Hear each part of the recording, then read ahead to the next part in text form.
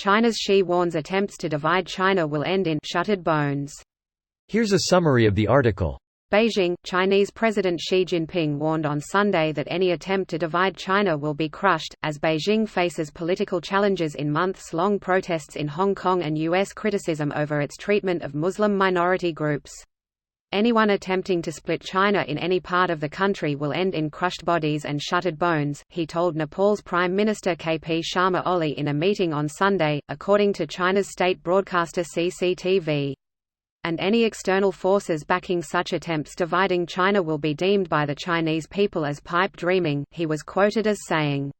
China, which is trying to de-escalate a protracted trade war with the United States, has seen its political authority tested by increasingly violent protests in Hong Kong against what is seen as Beijing's tightening grip on the Chinese-ruled city. U.S. President Donald Trump had said it would be difficult to negotiate with China if anything bad happens in Chinese authorities' handling of the Hong Kong protests. China has faced growing international condemnation for what it calls re-education and training centers in the remote western region of Xinjiang. China sent troops into remote, mountainous Tibet in 1950 in what it officially terms a peaceful liberation and has ruled there with an iron fist ever since. China brands him a dangerous reactionary who seeks to split off nearly a quarter of the Chinese land mass.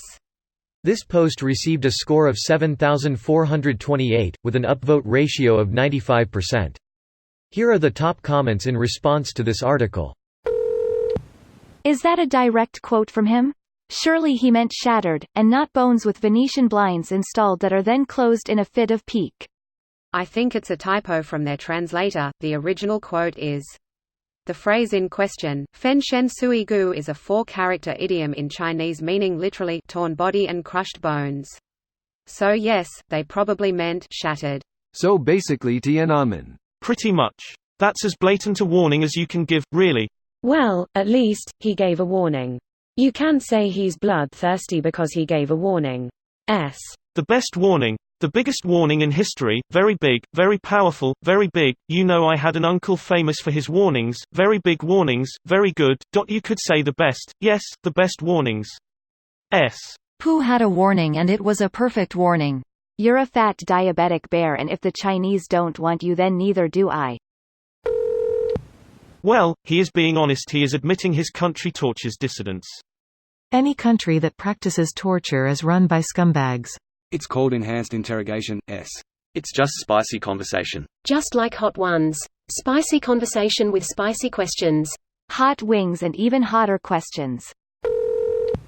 Fuck Xi and fuck the Chinese government. Can we get some passive-aggressive AF trends going? Taiwan #1 is a great start, but let's lowercase China in every mention going forward. At least derive some pleasure at the expense of our Sino meltdowns. How about CH-Na? Pooh's Republic of China. China's Republic of Pooh? Pooh Pooh Pee Pee She She.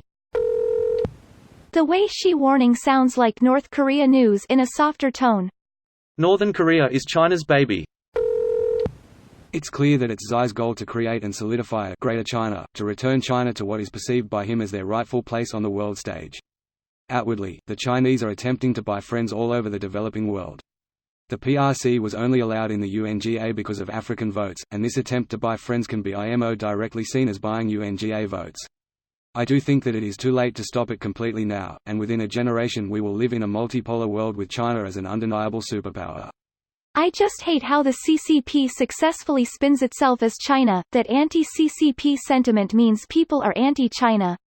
I welcome an Asian superpower if they were a good regional member, made fair business deals with foreign businesses, respected human rights, and respected the political freedoms of other countries.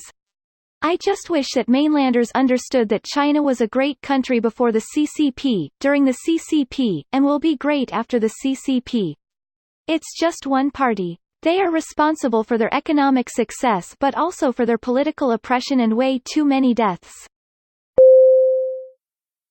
This video was automatically created by Reddit to speech.